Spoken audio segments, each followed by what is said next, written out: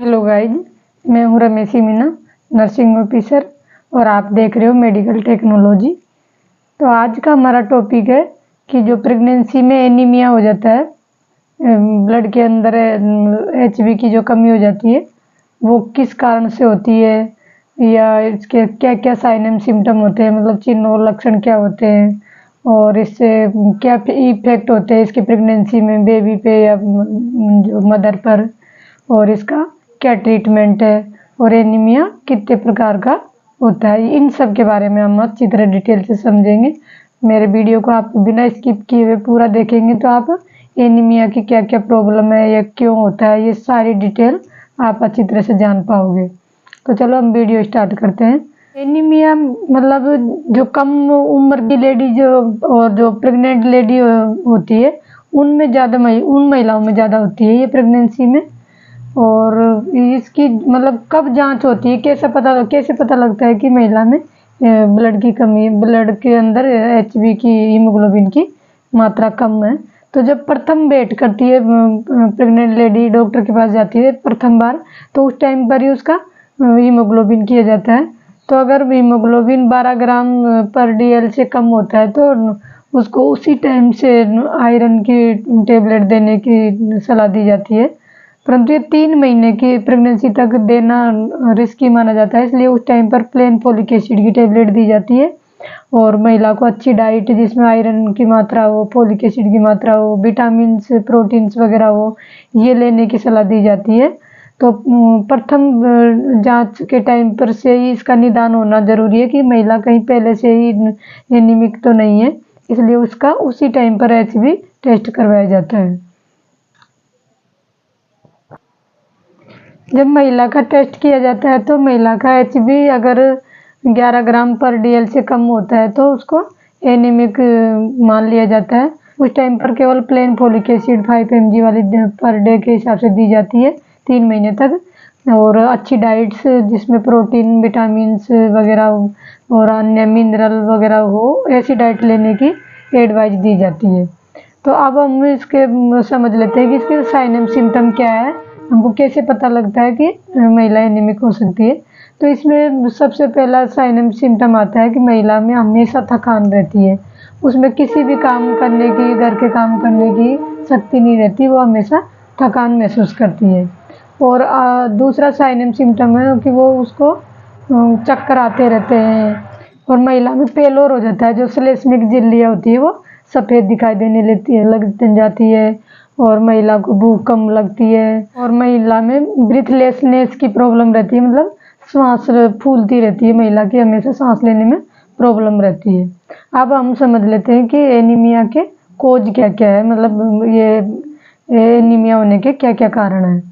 तो सबसे पहला है किसी तरह की ब्लीडिंग, जैसे महिला में प्रेगनेंसी के टाइम पे या तो APH हो जाता है, जो प्रसव से पहले जो ब्लीडिंग होती है वो APH हो, या PPH हो, या फिर कोई बड़ी चोट के कारण तेज ब्लीडिंग हो, तो किसी भी तरह का रक्त स्त्राव भी इसका एक कोज माना जाता है।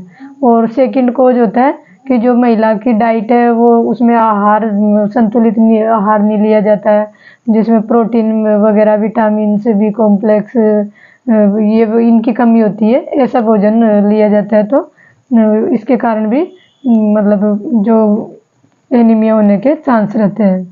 मतलब जैसे संतुलित आहार की कमी, जिसमें जो ऐसे भोजन की में कमी जो जिसमें विटामिन, प्रोटीन्स वगैरह ऐसे मौजूद हो, ऐसे भोजन की कमी का कारण भी ये एनीमिया का एक कारण माना जाता है।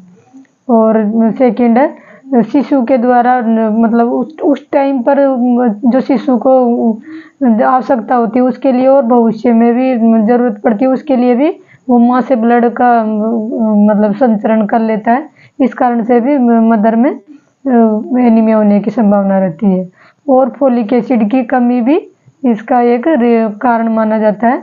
फोलिक एसिड की कमी जो मतलब ऐसी महिलाओं में की होती है जिसमें ओवर एज हो महिला, उनमें ये प्रॉब्लम पाई जाती है। रीनल में इन्फेक्शन हो, या फिर कोई वेजाइनल इन्फेक्शन हो, स्किन इन्फेक्शन हो, तो ये इन्फेक्शन भी एक तरह से एनीमिया का कोज माना जाता है।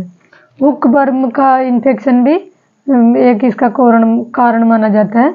ये तो मतलब उष्ण कटिबंध वाले देशों में होती है, जो जिसमें पाँव में मतलब जो पाँव के तलवे के टिश्यू के द्वारा ये उकवर्म मतलब आंतों में चला जाता है, और आंतों के माध्यम से ये जब स्टूल में मतलब मल में पाया जाता है आवा, तो उसके हिसाब से पर फिर ये मान लिया जाता है कि इसको उकवर्म मतलब है हो चुका है। अब हम समझ लेते हैं इफेक्ट्स ऑफ एनीमिया, मतलब एनीमिया के क्या प्रभाव होते हैं।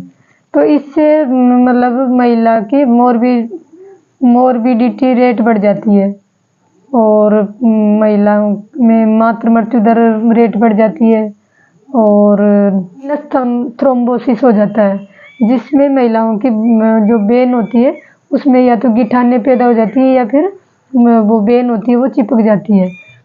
महिला के हेल्थ पर भी प्रभाव पड़ता है, और महिला में शक्तिपात हो जाता है, जिसको सेलोप्स बोलते हैं। और नेक्स्ट इफेक्ट होता है बेबी पर।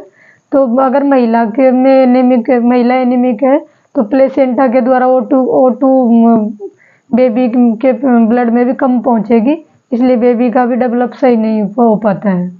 एनीमिया के कारण मोरबिडिटी रेट बढ़ जाती है, मतलब अस्वस्थता दर जो मतलब हमारे देश की जो अस्वस्थता दर होती है वो भी बढ़ जाती है, जो मतलब रुग्णता की दर होती है, रोगी की जो दर होती है वो भी बढ़ जाती है, और इसके कारण मातृ मृत्यु दर भी बढ़ जाती है।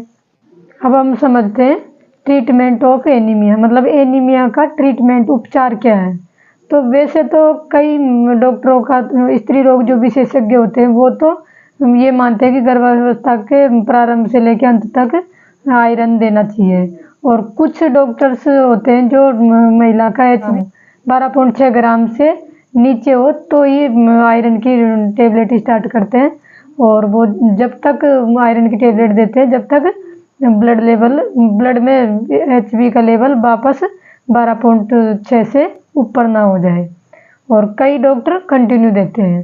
तो अब महिला में जो एनीमिक हो चुकी है, जिसका लेवल 12.6 ग्राम से नीचे हो चुका है, या फिर आजकल 10.3 ग्राम से नीचे आने पर ही महिला को एनीमिक माना जाता है, तो उसमें महिला को पर डे 180 mg आयरन की टेबलेट TDS मतलब दिन में 3 बार देना सुनिश्चित करते हैं। अगर इस तरह ओरल डाइट से और अच्छा हेल्दी फूड लेने की सलाह देते हैं, जिसमें प्रोटीन विटामिन वगैरह आयरन मौजूद हो, ऐसा भोजन लेने की सलाह देते हैं। ये फेरस सल्फेट की जो टेबलेट होती है वो खाना खाने के बाद पानी से ली जाती है, और फ्रेश एयर और सनलाइट लेने की एडवाइस दी जाती है, और हेल्दी फूड खाने की सलाह दी जाती है।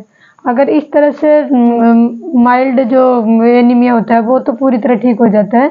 अगर सीवियर एनीमिया हो, मतलब जो 10 ग्राम से भी नीचे आ चुका हो महिला का HB, तो उसमें फिर ये ओरल के साथ साथ कुछ और ट्रीटमेंट भी दिया जाता है। इसके लिए महिला को हॉस्पिटल में एडमिट कर लिया जाता है, और इसमें जेक्टोवीर भी दिया जाता है IM, और जैसे कई में आयरन सुक्रोज की ड्रिप चढ़ाई जाती है, और फिर कई में जो ब्लड ट्रांसफ्यूजन किया जाता है। जेक्टोफर जब दिया जाता है जब महिला के ओरल जो ट्रीटमेंट लेने से भी एनीमिया ठीक नहीं हो रहा है, और प्रेगनेंसी का भी लास्ट ट्राइमेस्टर आ चुका है, जैसे 34 वीक के आसपास आ चुका है, तो मतलब टाइम भी ज़्यादा नहीं बचा हो, और ओरल से टेबलेट लेने से ठीक नहीं हो रहा हो एनीमिया, तभी ये जेक्टोफर देते हैं। और अगर टाइम कम हो तो कई बार पैक्ड सेल भी चढ़ाई जाती है।